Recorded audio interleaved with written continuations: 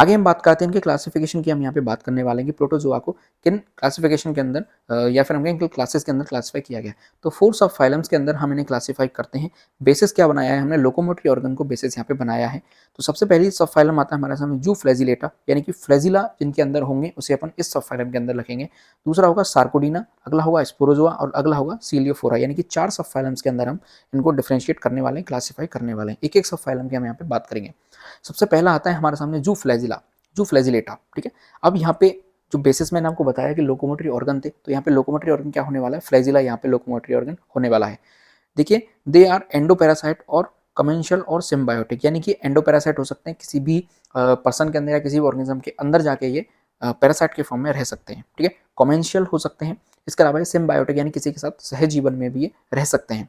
They are uninucleated except Giardia और Opalina, यानी कि ये कैसे होते हैं, यूनिन्यूक्लिएटेड होते हैं, यानी इनके अंदर केवल एक न्यूक्लियस हमें देखने को मिलता है। लेकिन कुछ यहाँ पे एक्सेप्शन है, कौन कौन से, जियार्डिया और ओपिलाइना। ठीक है, ये इन दो को छोड़ के कैसे होते हैं, यूनिन्यूक्लिएटेड होते हैं। यदि इनकी लोकोमोटरी ऑर्गन की बात करते हैं तो फ्लैजिला यहाँ पे हमें लोकोमोटरी ऑर्गन देखने को मिलता है, जो कि जू फ्लैजिलाटा क्लास के अंदर या फिर सब फाइलम के अंदर हम इसे रख रहे हैं। यदि इनकी एसेक्सुअल रिप्रोडक्शन की बात करते हैं, इनमें बाइनरी फ्यूजन देखने को मिलता है या फिर सिस्ट फॉर्मेशन हमें देखने को मिलता है।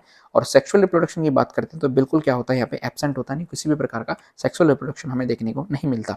यदि हम इनके एग्जाम्पल की बात करें तो ट्राइकोमोनास वेजेनिलिस, ठीक है, वेजिनेलिस, या फिर हम बात करें टेपेनोसोमा गैम्बियंस, अगला है जियार्डिया इंटेस्टिनलिस, अगला है लेशमानिया पेनिमेंसिस। ठीक है, ये है। अब हम एक एक की बात करते हैं कि कौन कौन से डिजीज ये कॉज करते हैं। देखिए, सबसे पहला हमारे सामने आता है ट्राइकोमोनास बक्केलिस, जो कि हमारी बक्कल कैविटी के अंदर प्रेजेंट होता है।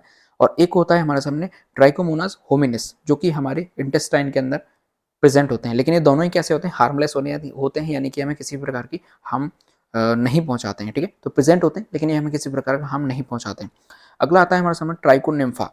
ठीक है, ये कैसा है, सिम्बायोटिक रिलेशनशिप में रहता है होस्ट के साथ, और ये किस में पाया जाता है, टर्माइट की गट में पाया जाता है, कॉकरोच में पाया जाता है और वुड रॉकेज में पाया जाता है। ठीक है, इसका काम क्या है, ये सीधी सी बात है, सिम्बायोटिक रिलेशनशिप में रह रहा है तो ये क्या करेगा, सेल्यूलोज को ग्लूकोज के अंदर कन्वर्ट कर देता है। तो यहाँ से आपसे पूछा जा सकता है कि इनमें से कौन सा ऑर्गेनिज्म है या माइक्रो ऑर्गेनिज्म है जो कि टर्माइट्स की गट में पाया जाता है या फिर हम कॉकरोच की गट में पाया जाता है, तो वो कौन सा होगा, ट्राइकोनिम्फा यहाँ पे एग्जाम्पल आपको वहाँ पे देखने को मिलेगा।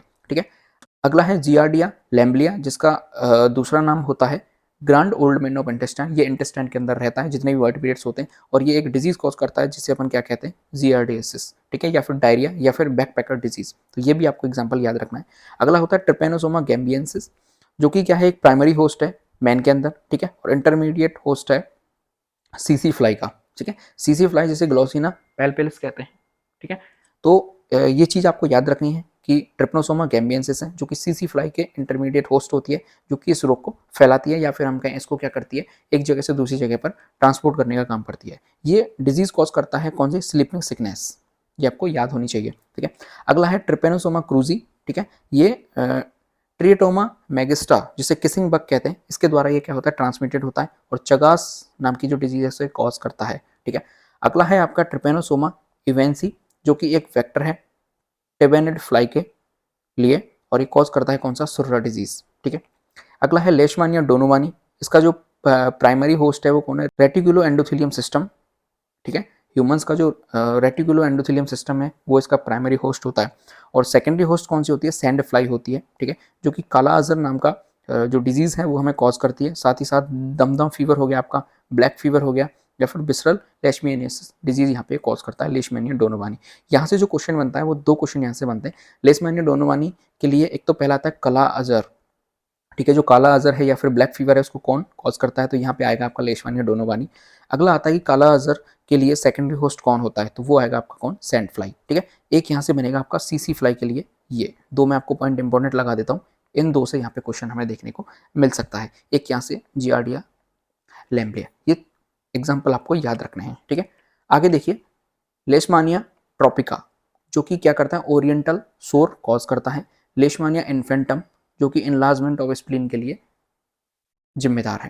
ठीक है, ये दो एग्जांपल भी आपको याद रखने हैं। अगला आता है ओपिलाइना। ओपिलाइना आपको क्यों याद रखना है, क्योंकि यहाँ पे मल्टी न्यूक्लिएटेड हम कहें जो न्यूक्लियस है वो पाया जाता है, जो कि क्या था, एक्सेप्शन था। ठीक है, ये क्या करता है, रेक्टम ऑफ फ्रॉग में हमें देखने को मिलता है।